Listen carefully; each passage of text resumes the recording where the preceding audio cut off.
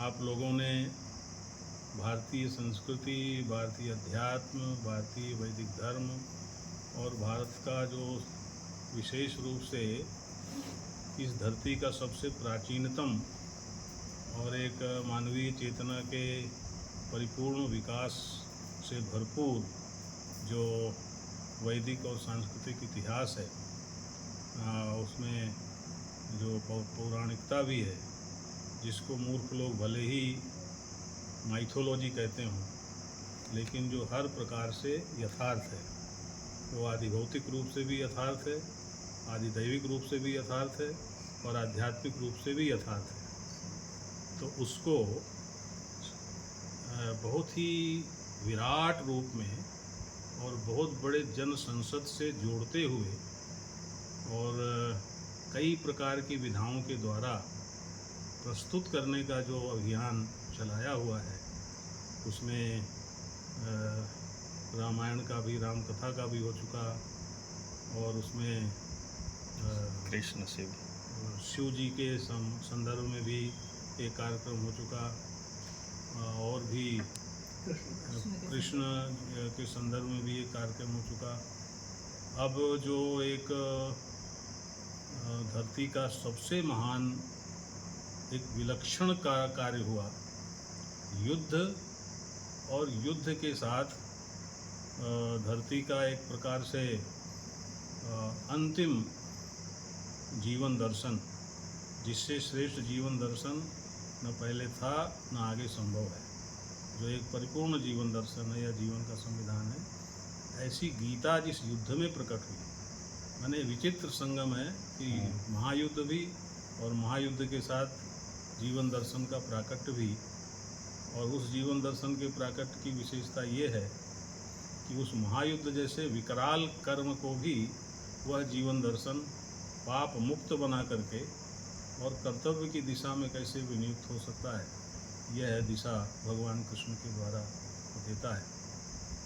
तो ऐसे महाभारत को ही इन्होंने एक तरह से रेखांकित करने का एक संकल्प लिया है और उसके लिए स्वाभाविक है कि कुरुक्षेत्र से अच्छी धरती कोई हो नहीं सकती,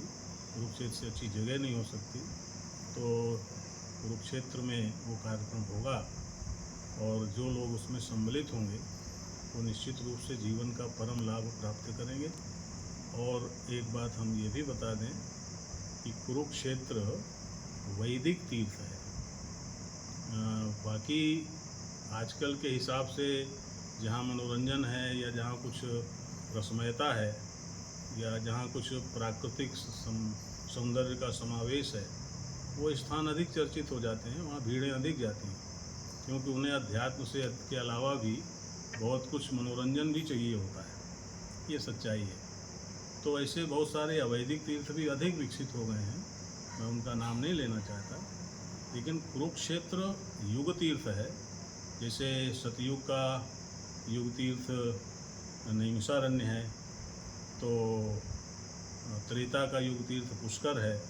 पुष्कर भी बहुत अधिक विकसित नहीं है। इसी तरह से द्वापर का जो युग तीर्थ है वो कुरुक्षेत्र है और कलयुग की युग तीर्थ पूरी की पूरी गंगा है। तो इस तरह से ये कुरुक्षेत्र वैदिक तीर्थ है, महातीर्थ है और इसका जो पौराणिक महात्म्य है वह भी अन्य तीर्थों की तुलना में कहीं अधिक है।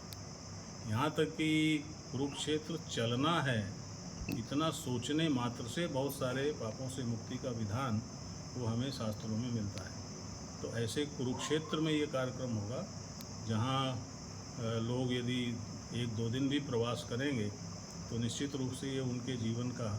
लौकिक और पारलौकिक सब तरह से सिद्ध लाभ होगा। और उसके अलावा ये गीता की भूमि है, यहाँ रहेंगे तो कुछ न कुछ अनायास ही उनके ऊपर उसका भी प्रभाव पड़ेगा। फिर अखंड गीता पीठ में ये कार्यक्रम रखने वाले हैं, यह भी और सकारात्मक समावेश उसमें हो जाएगा। तो इस प्रकार से यह कार्यक्रम यहाँ ये अखंड गीता पीठ शाश्वत सेवाश्रम ट्रस्ट में रखना चाहते हैं। इस आश्रम का संस्थापक परमाध्यक्ष होने के नाते मैं उसके लिए सब प्रकार से सहयोगी रहूँगा और मेरा साथ साथ सद्भाव भी है, आशीर्वचन भी है कि इनका कार्यक्रम सफल हो और जो लोग भी यहाँ आएँ वो जीवन का एक विशेष प्रकार का सकारात्मक एक आनंद लेकर के और यहाँ से जाएं और उनके सारे जीवन में काम आए, लोक ही नहीं परलोक तक में उनको उसकी सिद्धि प्राप्त हो, ये मेरी भावना है। और मैं इसके लिए पूरी तरह से मार्ग प्रशस्त करने की कोशिश करूँगा और मैं चाहता हूँ कि ये कार्यक्रम बहुत अच्छी तरह से सफल हो और अधिक से अधिक लोग इसमें आकर के और उसका जीवन लाभ प्राप्त करें। जय श्री कृष्ण।